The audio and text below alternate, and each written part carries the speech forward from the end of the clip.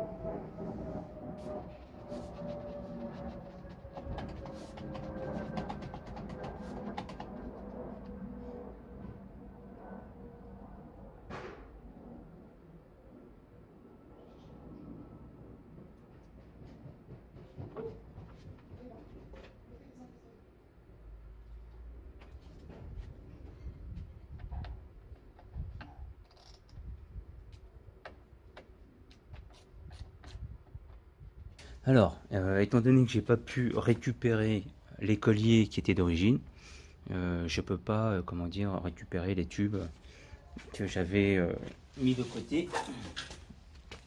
Cela, voilà, ça c'était d'origine. Donc j'ai pas pu récupérer, tout est cassé, tout est pourri. C'était, comment dire, grippé, enfin cuit. Donc bah, j'ai pris du PVC de 80, voilà, voilà, qui est là-haut, voilà, avec 2 coudes, et hop, j'ai remis un coude 87-30 avec un coude de 45 pour le redescendre. Et avant de faire ça, continue la suite, je vais juste au même niveau que les colliers. Bon, bien sûr, je vais prendre un petit peu d'espace. Je vais percer juste en dessous et là, juste au-dessus, pour fixer ces colliers. Voilà, de diamètre 80.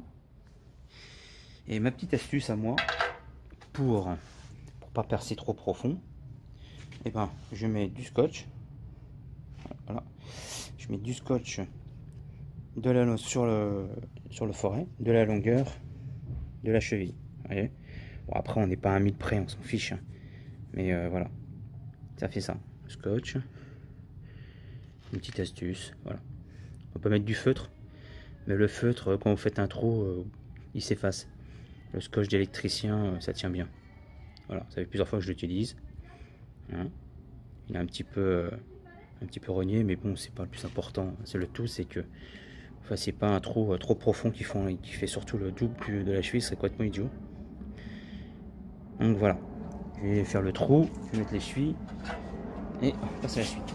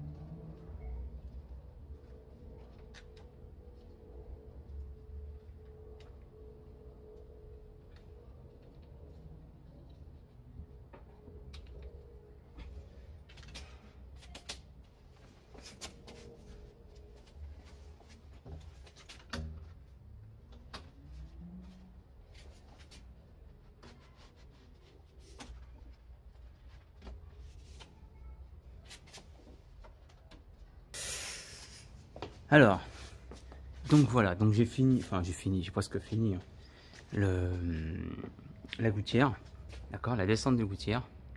Donc je pars d'en haut avec 2 coudes à 90, jusqu'ici avec un coude à 90 et un deuxième. Alors au début je voulais mettre un coude à 33 degrés, je voulais mettre celui-ci, vous voyez, mais ouais, c'était celui-là, 33, 22 ou 22, je sais plus combien, peu importe. Et le problème c'est que, enfin pour moi, ça descendait trop bas, d'accord.